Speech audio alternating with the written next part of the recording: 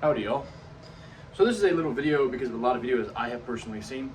I've seen a lot of concealed carry draws. I've seen a lot of gun spinning. And I feel, not to be mean at all, but I feel like I've seen these transformations of these females and these men doing these concealed carry draws with, whether that's a Glock 19 and in these semi-automatic pistols. And I feel like a semi-automatic pistol is obviously easier to draw than a single action. But I personally love to carry a single action. This is just how I feel best with it. I just love it. I've had it since I was a little boy. But I would like to go over and show you what I personally have learned just to maybe add to the little situation that we got here. So this is a Colt single action Army 45.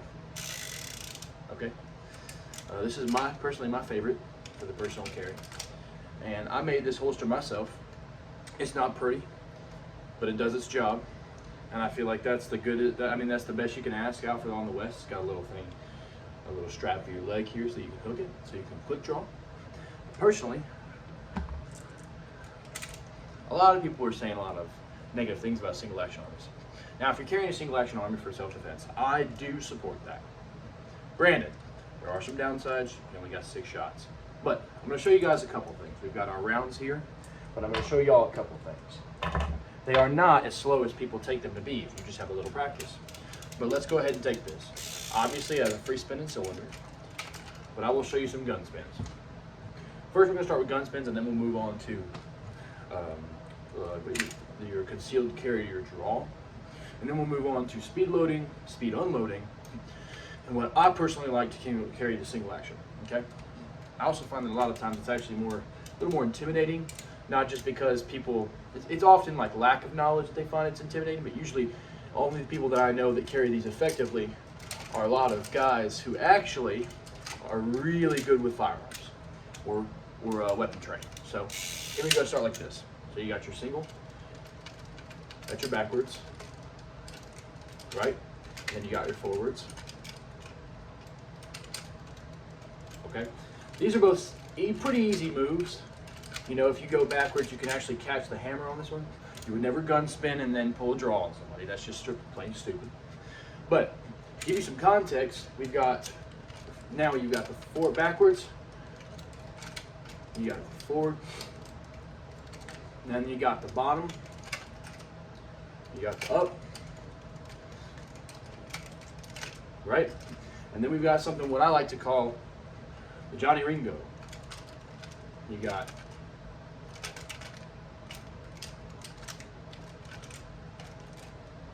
he did this a lot in the movie for Tombstone. If any of y'all recognize, Doc Holliday used as you can see, his cup.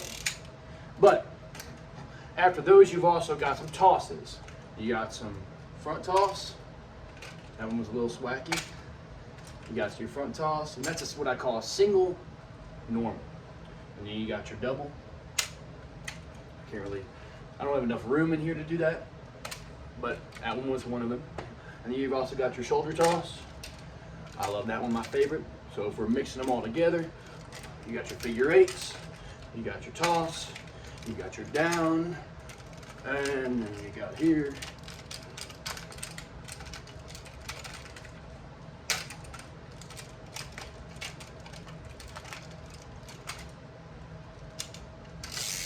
There you go. So aside from your spins there, let's talk about our last move that we go here, which is called the road agent surrender. Road agent surrender is pretty simple. This is used often in the West as maybe some trick stuff, or often can be used in practical use. But this is actually the singular reason that nowadays we do not, to give you some context, we do not ask people to give us their firearms. We ask them to put it on the ground, and this is the very much reason why.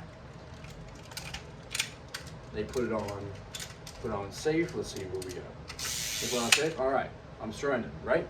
You put it on the cock, put it on safe, and then you hand it off. Now, to me, this looks here. I'm gonna give you a perfect example. So this is how it works. You drop your weapon, you turn it, and now you have the handle. That looks pretty safe to you, doesn't it? You've already been killed. I mean, it doesn't take much right there. That's as close as you and I are. But how that works is you tip down, you flip the gun over. You have hooked your index finger here. You flip, so all you're doing is you're flipping that gun over So it's like this. I surrender. Here you go. Here's my weapon.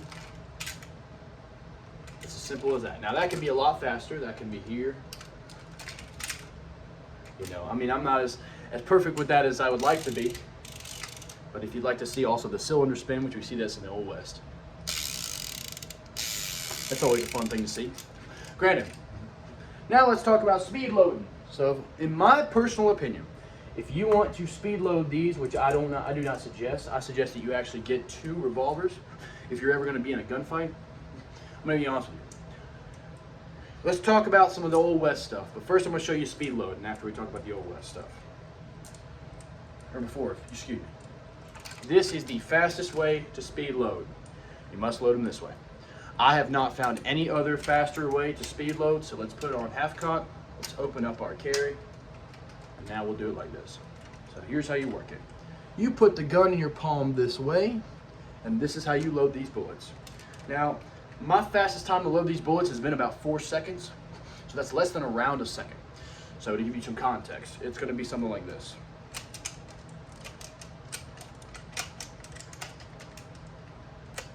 That was pretty slow compared to what I usually do. Let me see. And then when we're speed unloading, you could use your ejector rod. I don't suggest it if you're practicing, if you're using your ejector rod for in context to, I don't know, if you're just in battle, I guess you could use your ejector rod. I don't suggest reloading in the middle because people got semi-automatic pistols now, and you will get run over, but it kind of works like this. Now it can be done much faster than that. It can be 1, 2, 3, 4, 5, 6. I haven't mastered that fully yet, but to give you some context, this takes a lot of practice. And with guns, you really just have to practice, because you can be the best gunslinger around, you can lose your skills. But to give you some context here, we got our speed load up, and I'm gonna try to do it as relatively quick as possible. So I'm in a weird angle right here, but. Oh crap. That you could see those last 4 were about as quick as you could do it if you had it down. Granted, let's do that unload again. Give you some context, right? So those are your around your 6. Now, we're talking about concealed. All right, I'm gonna put this in my holster here. Let me attach it to myself real quick.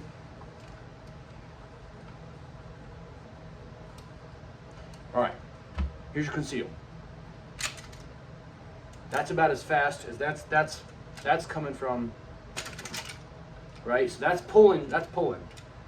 So here's me not touching it. Here's me coming out, right? And that's pretty quick. It would be, and when I'm cocked, I'm ready to shoot. So here's, and that's braced. That's right there. That's braced. Now, let's talk about the Old West. This, gentlemen, I'm sorry to disappoint you, is not effective. Hip fire is not effective. I wanted it to be effective really bad because it's cool with movies and all that. It's not effective. Wyatt Earp said it the best himself. He said he's never seen a man who hit fires and won a gunfight. Because you may be able to get your triple shot up. Let me see if I can get this. Let me see if I can. I have trouble with this trigger. It's not a fanning trigger, but it's right. So that's decently quick. Pop, pop, pop. And so to give you some context, if you can fan all those shots, great. But as he says, speed or fast is fine. Fast is dandy, but accurate is final. So to give you some context, so. This one, by the way, okay, so this actually gun right here, this is a gun